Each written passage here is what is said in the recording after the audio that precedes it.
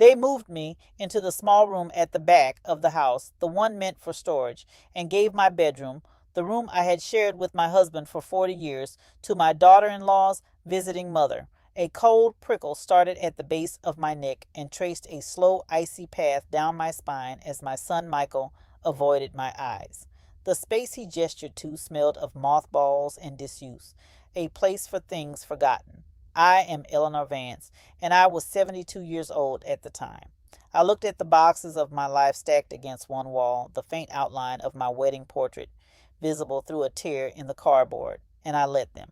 I simply nodded, because there was something they didn't know, something my darling, calculating daughter-in-law, Chloe, with all her frantic grasping for status, could never have imagined. If they had only known what they were truly moving into storage that day, they might have carried me to my room on a velvet pillow. To understand the quiet click of the lock that turned in my mind that afternoon, you need to know who I really am, and more importantly, who my Robert was. Our life was never about things.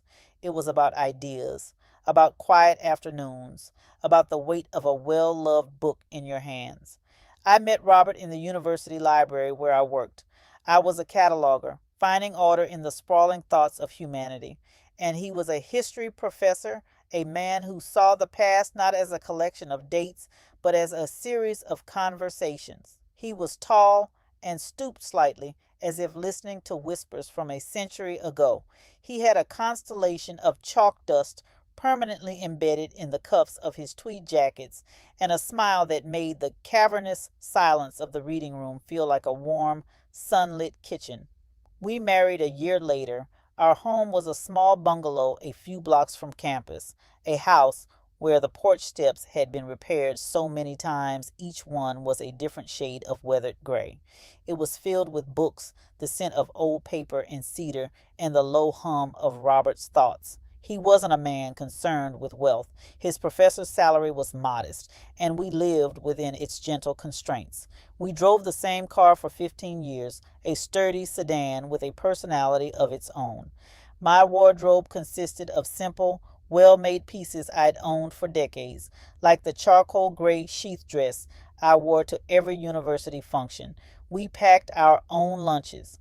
Our big luxuries were season tickets to the local symphony and a yearly trip to a historical site, driving ourselves, staying in modest inns. To the world, and certainly to our son Michael, we were comfortable but simple, academic, unconcerned with the noisy clamor of the marketplace. But Robert had a secret, a hobby. Other men had fishing or golf. Robert had the stock market. He never called it investing. He called it reading the footnotes of the world. He believed that everything happening in the present, a political shift, a scientific discovery, a social trend, left tiny clues in the financial pages, footnotes that predicted the next chapter. Every evening after grading papers, he would sit in his worn leather armchair, a cup of Earl Grey tea steaming beside him, and read the Wall Street Journal. To anyone watching, it looked like dry research, but he wasn't just reading. He was listening. He subscribed to obscure technical journals and physics quarterlies, convinced that the future wasn't in the headlines, but in the quiet labs and forgotten patents. In the late 1970s, he started talking about something called microprocessors. He said they were like the invention of the printing press, a change so fundamental most people wouldn't see it until it had already remade the world. Using a small inheritance from his aunt, he didn't buy stocks in the big, safe companies everyone knew. He found tiny, unheard-of firms in California and Texas, companies with names that sounded like science fiction. He did the same with something he called cellular communication, and later with the architecture of the internet. "It's just history, Eleanor," he would say, his eyes alight. "People are building a new kind of city, a new kind of library. All I'm doing is buying a little plot of land before the rest of the world realizes the railroad is coming through." He kept it all in a separate account managed by a young lawyer he'd met, a man named David Chin, who was the son of one of his colleagues.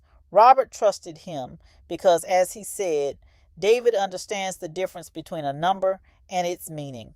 I never looked at the statements. It was Robert's world, his intellectual game. My name was on the accounts, of course, but the numbers were abstractions to me.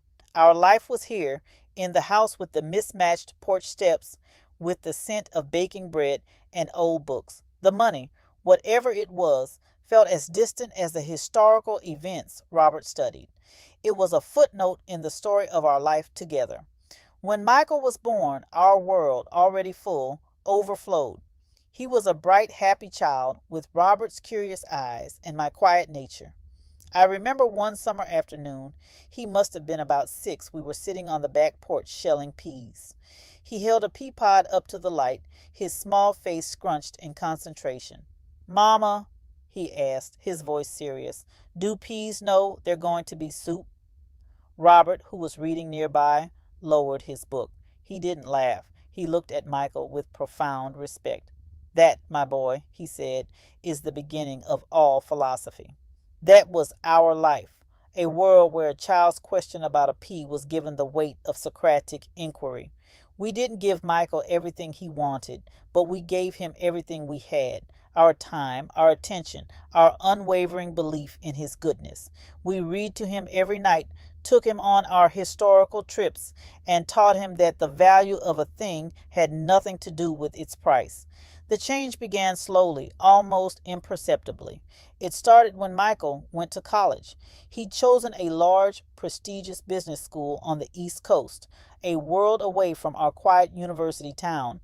It was more expensive than we'd anticipated, but Robert just nodded. "A good education is never an expense, Eleanor. It's an investment." For the first time, he dipped into the footnote account. The tuition was paid on time in full. Michael came home for holidays, and at first he was the same boy. But then the talk started to shift. He spoke less of ideas and more of brands.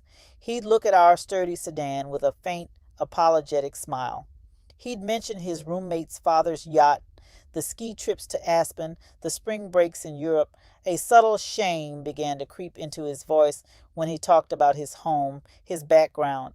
Our simplicity, once a point of quiet pride, was becoming a liability in his new world. Then he brought Chloe home. She walked into our house as if she were a health inspector, evaluating a restaurant for code violations. Her eyes, a pale, chilly blue, darted everywhere, cataloging, assessing, judging. The scent of her perfume, something sharp and overwhelmingly floral, felt like an invasion in our quiet, cedar-scented living room. She was beautiful, in the way a sterile, modern building is beautiful, all sharp angles and polished surfaces. She wore a dress that was probably very expensive, though to me it just looked thin. She ran a perfectly manicured finger over the spine of a leather-bound volume of Gibbon's Decline and Fall. "So many books," she said, her voice a smooth, cool melody. It wasn't a compliment. It was a diagnosis. That was the first of her unique, condescending little cuts. They were never overt, always wrapped in the gauze of politeness. "Oh, Eleanor, your home is so cozy," she would say, the word cozy landing like a verdict of small and cluttered. When I served dinner on my simple, cream-colored plates, the ones I'd had since our wedding, she remarked, "Michael told me you're not concerned with formal dinnerware. It's so wonderfully practical." She made my life's choices sound not like principles, but like deficiencies. My preference for comfort over fashion was refreshingly unconcerned. My habit of saving and reusing was admirably frugal. Each compliment was a tiny, sharp pin pushed in just so. I learned later, from a stray comment Michael made in a moment of frustration, what fueled her. Her family had been wealthy, old money in a nearby city, but her father had made a series of disastrous investments, followed by a scandal that erased their fortune and their name. They lost the house, the club memberships, the respect of their circle. Chloe had watched her mother be humiliated, whispered about at the grocery store, cut from invitation lists. She had a visceral, deep-seated terror of that happening again. Her entire life was a performance of wealth, a desperate attempt to build a fortress of brands and status symbols around herself to keep the ghost of poverty at bay. I understood the fear, but I could not understand the cruelty it bred in her. Michael, caught in her orbit, began to orbit further and further from us. He adored her, was dazzled by her. He saw her ambition as strength, her materialism as a sign of sophistication. He started to see us through her eyes. Our quiet life wasn't a choice, it was a failure. Our lack of interest in luxury wasn't a philosophy, it was a lack of imagination. The financial ledger, as I later came to call it, began the year they decided to get married. They wanted a wedding, Chloe said, that was elegant and memorable. Her vision involved a historic hotel ballroom, a 5-course meal, and a dress that cost more than our car. Michael called, his voice tight with a practiced casualness. He stumbled through an explanation of costs, of wanting to give Chloe the day she deserved. He didn't ask for money directly. He just painted a picture of impossibility and then fell silent, letting the silence do the work. Robert was quiet for a long time after the call. He looked out the window at the old oak tree in our front yard. "He's forgotten about the peas, Eleanor," he said softly. But he wrote the check. $50,000. For the wedding, the memo line read. Robert signed it, his hand perfectly steady, but I saw something in his eyes dim that day. It was the first withdrawal that felt less like an investment and more like a ransom. A year later, they wanted to buy a house. Not a small starter home like ours, but a sprawling new construction in an exclusive gated community with a name like the Estates at Willow Creek. It had a 3-car garage and a media room, and what Chloe called a chef's kitchen, though I knew for a fact she subsisted on salads and takeout. The down payment was $150,000. This time, the call was more direct. Michael explained that with his student loans and their cost of living, saving that kind of money was simply not realistic. He talked about generational wealth and a leg up, phrases that sounded like they had been rehearsed with Chloe. Robert was weaker by then. A cough had settled deep in his chest, a persistent shadow the doctors couldn't quite identify. He didn't argue. He just instructed Mr. Chen to make the transfer. That money, I knew, was a significant portion of what I had thought of as my what if fund. What if the roof fails? What if one of us gets sick? The what if had arrived, but it wasn't for us. The list grew.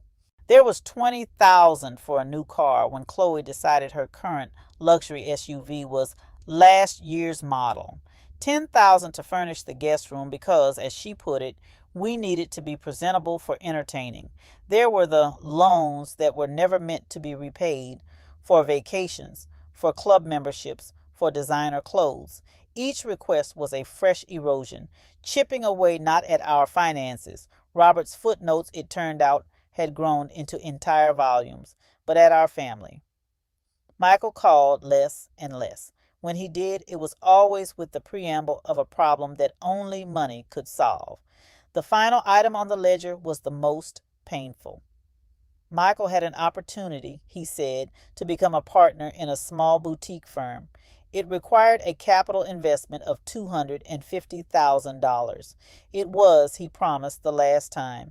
This would set them up for life. "I can finally stand on my own 2 feet, Mom," he said, the irony thick enough to choke on. Robert was in the hospital by then. The shadow in his lungs had a name, mesothelioma, a ghost from his summer job working in a shipyard 60 years ago. He was frail, his breath a shallow rasp. I sat by his bed, holding his hand, the skin thin as paper. I told him about Michael's call, my voice barely a whisper. He turned his head on the pillow, his eyes, still so full of love, found mine. "Give it to him," he rasped. "A man needs to feel he's built something." He squeezed my hand. "But Eleanor, the box, my key. When I'm gone, you look in the box. For you. Not for them. For you." He passed away a week later. The house felt cavernous, the silence no longer peaceful but deafening. The ticking of the grandfather clock in the hall sounded like a countdown. A few weeks after the funeral, I called Mr. Chen and I authorized the final transfer of $250,000 to my son. The total, I calculated one bleak afternoon, sitting at the kitchen table with a pen and a small notebook, came to $430,000, not including the smaller loans and gifts. $430,000. It was a number that meant nothing and everything. It was the price of my son's love, a price it turned out I couldn't afford because even after paying it, the love never arrived. For a few years, I lived quietly. I missed Robert with a pain that was a physical presence, a constant ache behind my ribs. But I managed. I tended my garden. I volunteered at the library where we had met. Michael and Chloe would visit 2 or 3 times a year, their visits brief and dutiful. They would walk through my house, their eyes scanning for dust. Chloe would offer to help me declutter, which was her word for throwing away my memories. They encouraged me to sell the house. "It's too much for you, Eleanor," Chloe would say, her voice dripping with false concern. "You could move into a lovely condo, something more manageable, and the equity you'd free up would be so helpful." Helpful to whom? She never specified. I always politely declined. This house was my sanctuary. It was the last place that still held the echo of Robert's voice. Then came the call that changed everything. Michael's voice was strained. "Mom, we've got a bit of a situation here." Chloe's mother, a woman I had met only once at the wedding, a woman as brittle and polished as her daughter, had been widowed. Her husband had left her with a mountain of debt. She had to sell her home immediately. She had nowhere to go. "She's going to come stay with us for a while," Michael said, "just until she gets back on her feet." A stone formed behind my sternum, heavy and cold. I knew with a certainty that left no room for doubt what was coming next. "The thing is, Mom, Chloe's mom, she's used to certain things. She needs a comfortable space, a private bathroom." The pause stretched. I could hear Chloe whispering in the background. "So we were thinking," Michael continued, his voice dropping, "just for a little while, it would make the most sense for her to have your old room. It's the master suite after all, and we could move you into the spare room downstairs. It's cozier, really, and you wouldn't have to deal with the stairs." And that brought us back to that afternoon. The smell of mothballs, the sight of my life in boxes. I stood in the doorway of the small, cramped room at the back of the house. It had been Robert's study once, before he got too sick to climb the stairs and moved his books into the living room. Now it was just a space, 4 walls holding nothing but stale air and shadows. My son, my beautiful boy, whose questions about peas once held the universe, stood there, unable to meet my gaze, his face a mask of guilt and weak resolve.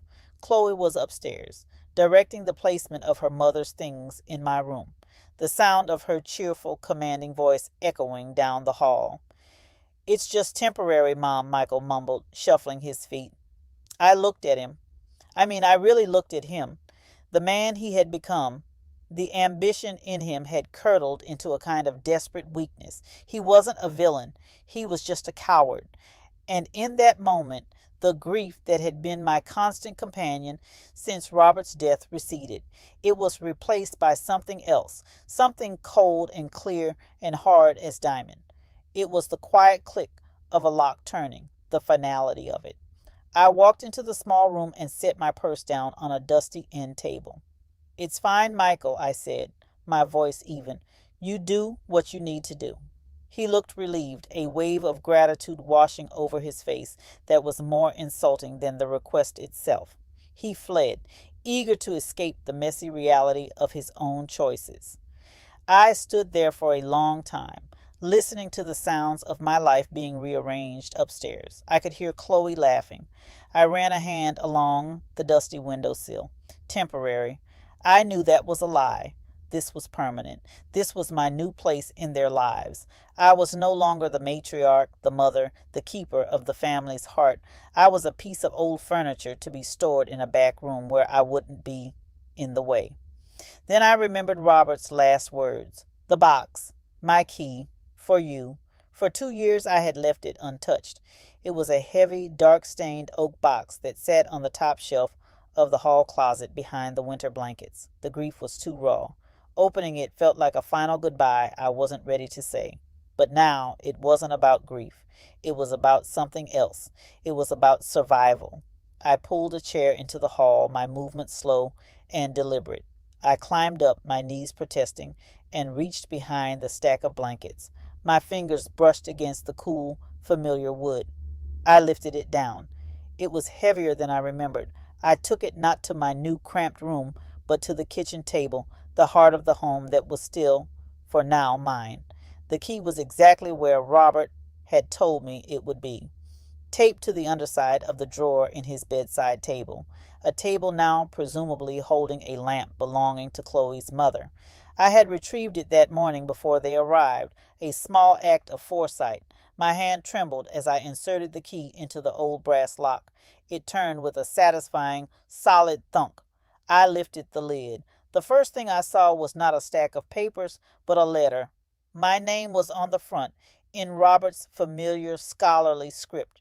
Beneath it were dozens of bound folders, meticulously labeled by year. I picked one at random. 1985, it read. I opened it. It was filled with stock certificates and brokerage statements, names I barely recognized: Intel, Microsoft, Oracle. The numbers were staggering. I opened another from 1995. Cisco Systems, Qualcomm, Amazon. The numbers had more zeros than I could easily count. My breath caught in my chest. I felt a wave of dizziness, a strange, light-headed feeling as the reality of what I was looking at began to dawn. This was Robert's game, his footnotes, and they hadn't just grown into volumes. They had become an entire library, a national library. Finally, my fingers shaking, I opened the letter. My dearest Eleanor, it began, if you are reading this, then I am with the historians now, and you are left to manage the footnotes. I am sorry for the secrecy. It was never about hiding things from you, but about protecting you, protecting us. Our life was too good, too pure, to be spoiled by the noise of this. This was my game, my intellectual puzzle. But the winnings, my love, are all for you. I know what Michael is. I know what he has become. I see the woman he has chosen. They will see your goodness as a resource to be tapped. They will see your love as a blank check. I have given them enough to build a life, but I fear they will only use it to build a cage. The money I gave them is a fraction, a tiny, insignificant fraction of what is here. In this box, you will find the details. Mr. Chen knows everything. He will help you. This is your life now, Eleanor. Your independence, your security, your power. Do not let them take anything more from you. Do not let them put you in a small room. Your life is a cathedral, my love. Do not let them convince you it is a closet. Live, be happy, and know that every penny of this was earned with the same love that filled our little house. All my love, forever, Robert. Tears streamed down my face, not from sadness, but from a profound, overwhelming sense of being seen, of being loved. Robert had known. He had seen it all coming, and he had left me not just a fortune, but a fortress, a weapon, a choice. I sat there in the quiet of my kitchen, the sounds of my dispossession echoing from upstairs, and I held my husband's letter to my chest. The cold clarity inside me sharpened into a single perfect point of determination. The game had changed. They just didn't know it yet. I wiped my eyes, folded the letter, and placed it back in the box. Then I picked up the phone and dialed the number for Mr. David Chen. Mr. Chen, I said, my voice coming out differently. It was no longer the voice of a woman asking for permission to exist. It was the voice of Eleanor Vance, the sole heir to Robert Vance's quiet genius. It's Eleanor Vance. I think it's time we had a meeting. I have a box I need you to see. The next morning, I took a taxi to Mr. Chen's office downtown. The building was a sleek tower of glass and steel that seemed to disappear into the gray sky. His office, however, was warm and welcoming.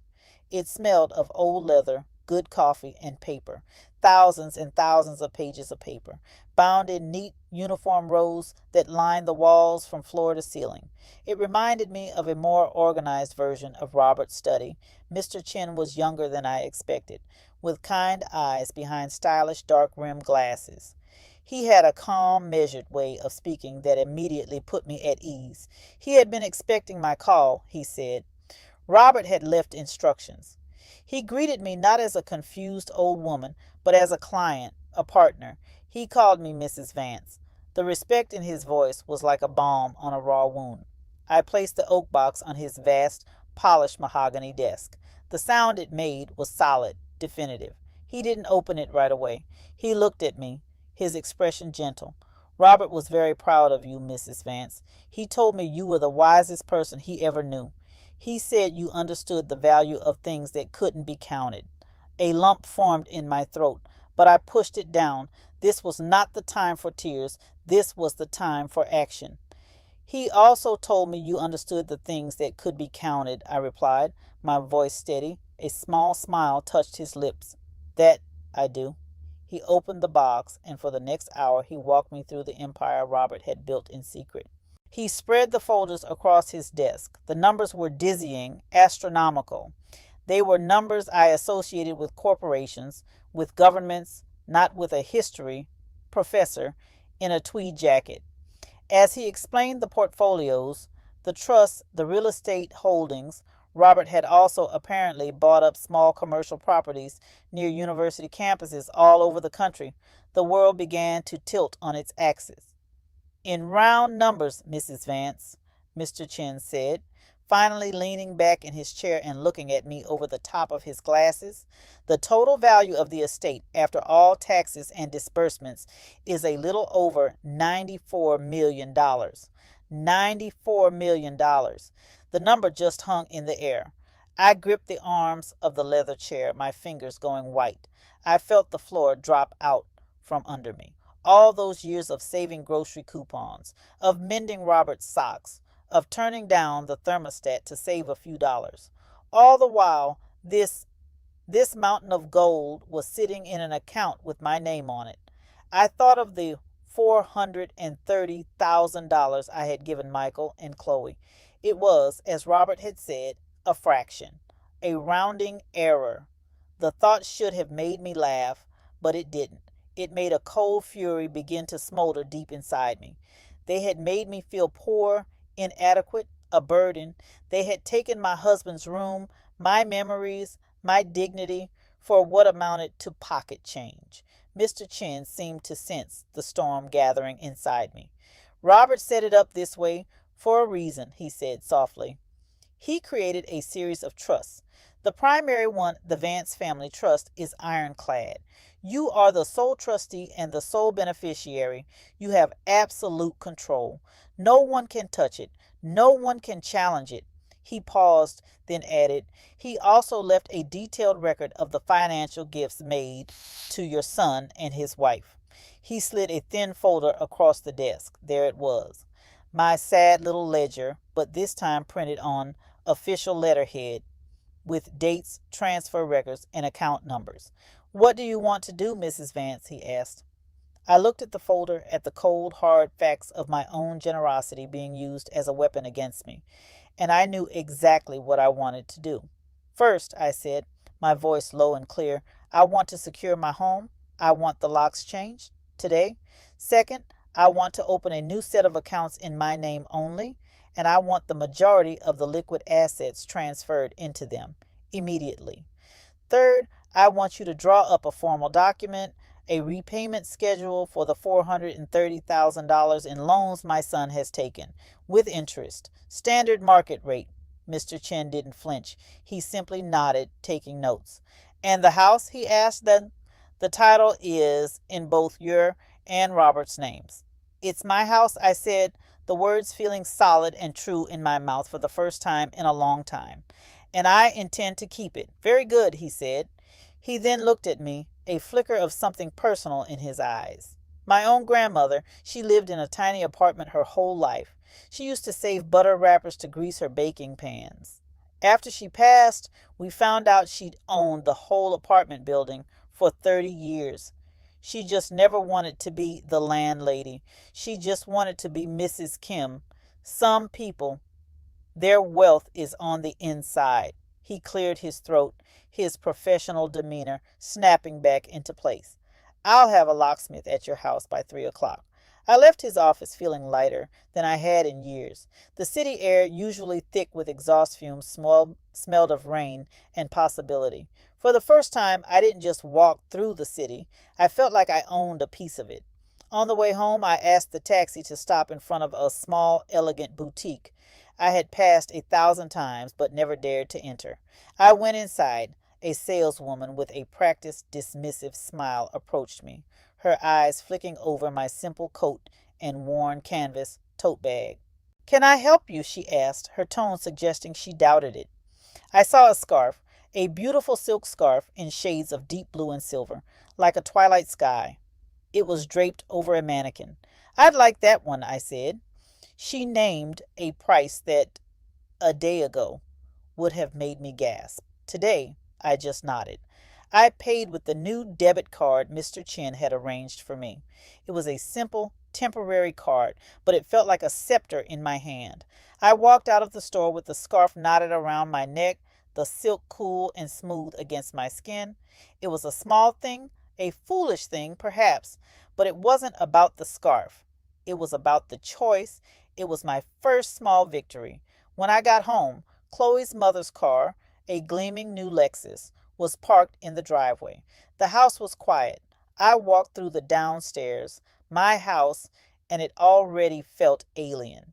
In the living room, one of my favorite reading lamps was gone, replaced by a tall chrome monstrosity that cast a cold, sterile light. A large, abstract painting I'd never seen before was hanging over the fireplace, where a beloved landscape by a local artist used to be. They were erasing me. The locksmith arrived at exactly 3. He was a young man with kind, calloused hands and a quiet demeanor. As he worked on the front door, I stood on the porch. Putting in new locks is like starting a new chapter, he said, not looking up from his work. You get to decide who has a key. He finished the front door and moved to the back. I see it all the time, he went on, his voice muffled as he leaned into the door. People get locked out of their own lives. Sometimes you got to change the hardware to get back in. A new key, it means no one can just walk in on you anymore. They have to knock. They have to be invited. His simple words resonated deep within me. He wasn't just a locksmith. He was a philosopher of boundaries. When he was done, he handed me a set of 2 new gleaming brass keys. They felt heavy and powerful in my palm. I paid him in cash, adding a generous tip. He looked surprised. Thank you, ma'am. You have a good day. I will, I said. I believe I will. The first test came that evening. Michael and Chloe came home laden with shopping bags from high-end department stores. Michael put his old key in the lock. It didn't turn. He frowned, jiggled it. Nothing. He knocked. I waited a long moment before opening the door, leaving the chain on. Mom, what's wrong with the lock? He asked, confused. I had them changed, I said simply. Chloe pushed past him, her face a mask of irritation. You what? Why on earth would you do that without telling us? The scent of her perfume and something else, the metallic smell of new money, wafted in. It's my house, Chloe. I don't need your permission to secure it, I said. My voice was calm, but it felt like a hammer striking an anvil. Chloe was taken aback, speechless for a rare moment. Michael just looked lost. Well, can we come in? He asked, like a visitor. Of course, I said. I unlatched the chain and opened the door. I did not step aside to let them pass. I stood my ground. They had to walk around me. It was a small thing, but it felt enormous. The next 2 weeks were a cold war fought in the quiet hallways of my home. Chloe's mother was a passive-aggressive phantom, leaving passive-aggressive notes about the temperature or the lack of proper cleaning supplies. Chloe treated me with a kind of exaggerated condescending pity, as if I were a confused child. Oh, Eleanor, let me get that for you, she'd say, if I reached for a plate. Are you sure you should be doing that? If I worked in my garden, it was an attempt to build a narrative of my incompetence. The first major escalation came via phone. I was in the kitchen when Michael called. He sounded agitated. Mom, we need to talk. Chloe and I have been looking at our finances, and with her mother here, things are tighter than we expected. I waited, saying nothing. The silence stretched. The point is, he finally stammered, we were counting on a little more help from you to get us through this patch. Help? I asked, my voice neutral. Yes, help. You know, the way you've always helped. Michael, I said, and the coldness in my own voice surprised me. The Bank of Illinois is closed permanently. There was a stunned silence. Then I heard Chloe's sharp voice in the background. What did she say? Michael mumbled something. Then Chloe was on the phone. Eleanor, what is this about? After everything we've done for you, letting you live here. Letting me live here, I repeated, the absurdity of it taking my breath away. Chloe, this is my house. The deed is in my name. You are the ones living here, rent-free, I might add. This is ridiculous, she sputtered. You're not being rational. You're old. You're confused. Michael, she's confused. I have never been more clear in my life, I said, and I hung up the phone. The second escalation was far more sinister. A week later, a woman from Adult Protective Services showed up at my door. She was a kind-looking woman with tired eyes, and she looked deeply uncomfortable. Mrs. Vance, I'm Sarah Jenkins. We received an anonymous call expressing concern for your welfare, that you were perhaps unable to care for yourself and were being financially exploited. The sheer breathtaking audacity of it. They were using my own generosity as a weapon, twisting the narrative to paint me as a senile old woman being taken advantage of. By whom? They were the only ones who had taken a penny from me. I did not get flustered. I did not get angry. I smiled calmly. Please, come in, Miss Jenkins, I said. I led her to the kitchen table. I offered her a cup of tea. Then I made a phone call. Mr. Chen, it's Eleanor Vance. Could you please come over to my house? Yes, right now would be good. While we waited, I answered Miss Jenkins' questions calmly and honestly. I told her about my life, about Robert, about my son. I did not mention the money.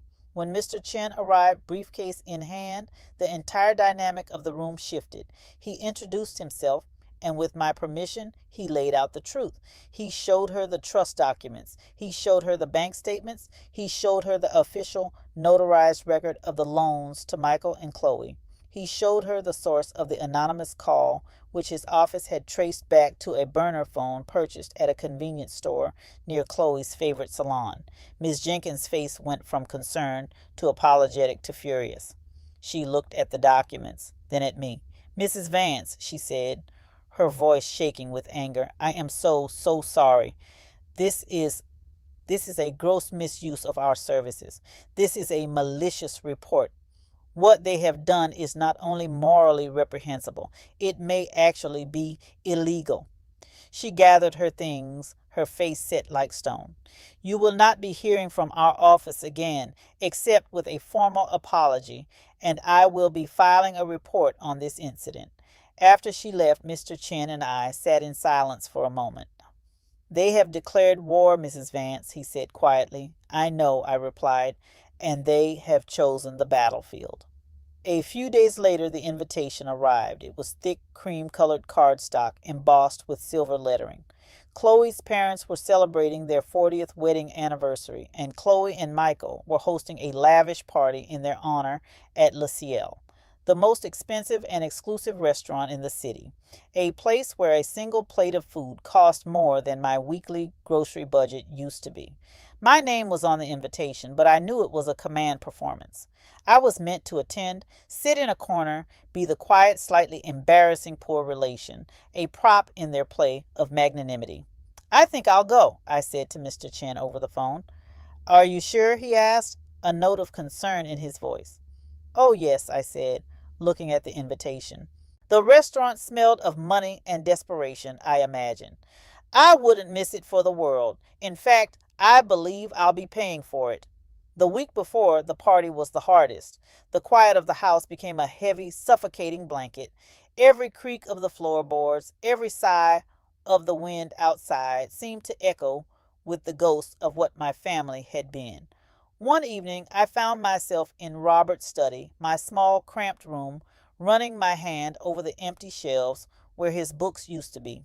I remembered Michael as a little boy, sitting on Robert's lap in the big leather chair that was now gone, his small hand resting on his father's, as they turned the pages of a picture book about dinosaurs. I remembered his gap-toothed smile, the absolute trust in his eyes as he looked at us. Where did that boy go? How did he become this stranger who would trade his mother's dignity for a chef's kitchen and a new car? A wave of grief, raw and overwhelming, washed over me. My legs felt weak, and I had to sit on the edge of the narrow cot they had moved in for me. For a moment, a profound doubt bloomed in my chest. What was I doing? I was about to detonate a bomb in the middle of my own family. The fallout would be devastating, irreparable. Maybe it was better to just let it be, to live out my days in this small room in silence, preserving the fiction of a family. However broken, I was old. Did I have the strength for this war? Was justice worth the desolation it would leave in its wake? I looked at my reflection in the dark window pane. I saw a tired, gray-haired woman, a widow, a mother, a victim, the narrative Chloe was trying to write. Then my eyes drifted to a box in the corner. One of my boxes, the one with my wedding portrait peeking through. I thought of Robert's letter. Your life is a cathedral, my love. Do not let them convince you it is a closet. The grief and doubt receded, replaced by the same cold, hard resolve. This wasn't about revenge. I felt no desire to hurt them for the sake of hurting them. This was about truth.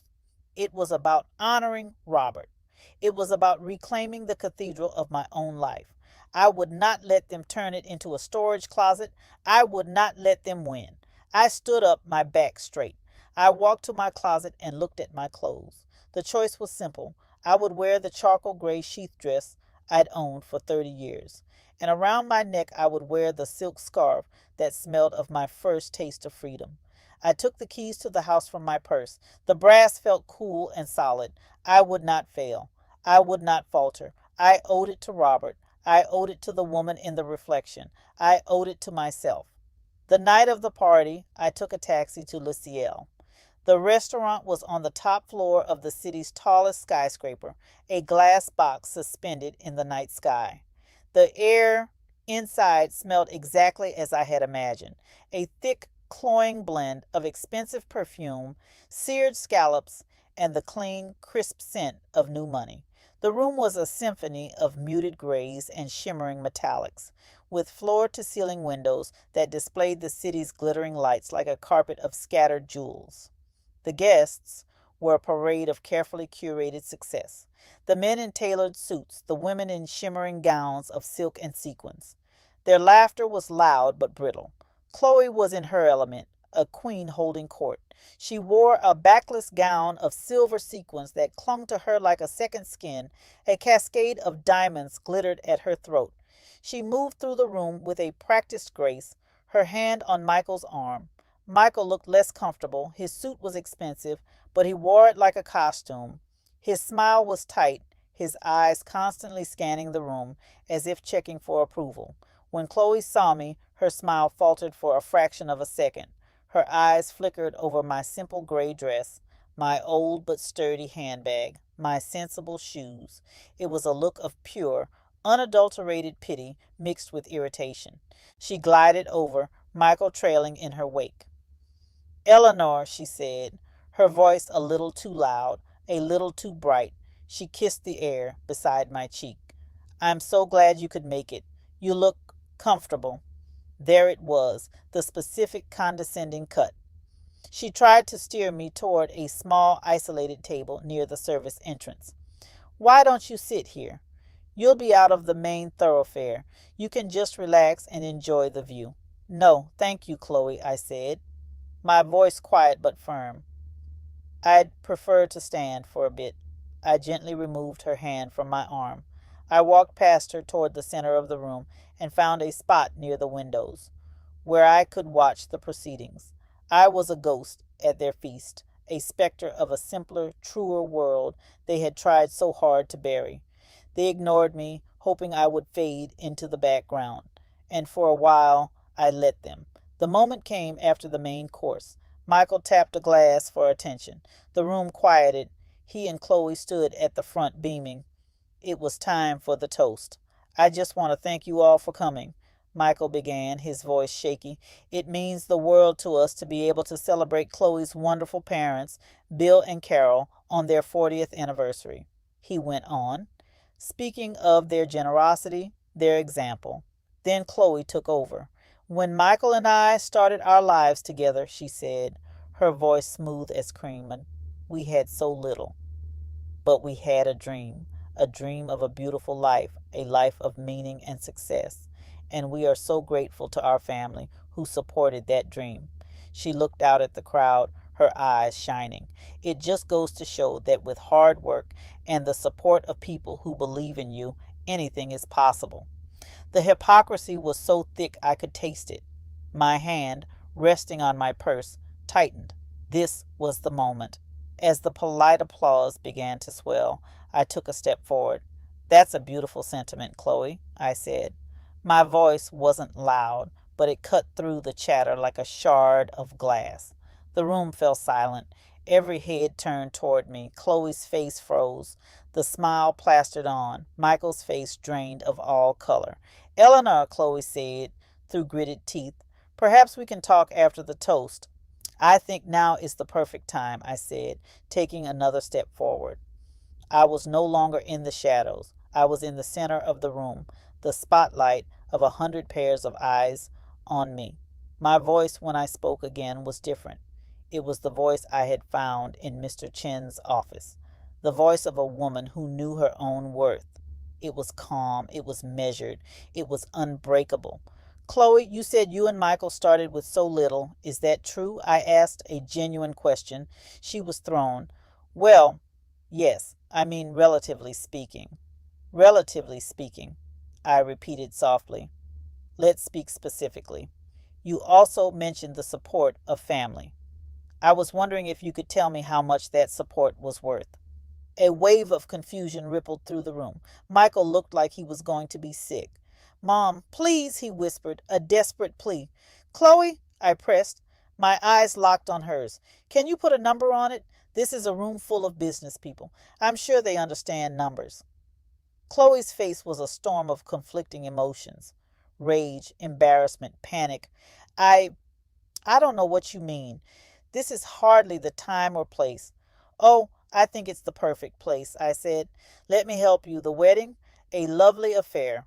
Was $50,000 a good start? A collective gasp went through the room. Chloe's mother, Carol, looked horrified. The down payment on your beautiful home in the estates, I continued, my voice never rising. Was $150,000 enough for a leg up? I let the number hang in the air. The silence in the room was absolute, heavy, and thick. It was the loudest sound I had ever heard. The car, the furniture, the loans for vacations and club memberships. And of course, the $250,000 for Michael to become a partner in his firm. It all adds up, I paused, letting them do the math in their heads. The total, for those of you keeping score, is $430,000, a gift from Robert and me. From the so little you started with. I reached into my handbag and pulled out a single folded document. It was the report from Adult Protective Services, detailing their malicious anonymous complaint. I walked to the table where Chloe's parents were sitting and placed it gently in front of her father, Bill. I believe this also belongs to you, I said. It seems your daughter was concerned I was being financially exploited. You can imagine my confusion. Bill, a man who had been beaming moments before, picked up the paper. His face went from confusion to disbelief to a deep florid red of pure fury as he read. He looked at his daughter, his mouth opening and closing with no sound coming out. And then the universe delivered its perfect, ironic punchline. A waiter approached Michael, his expression apologetic. He leaned in and whispered something. Michael's face, already pale, became a waxy, translucent white. He pulled out his wallet, fumbled for a credit card, a platinum one, I noted, and gave it to the waiter. The waiter returned a moment later and whispered again. The card had been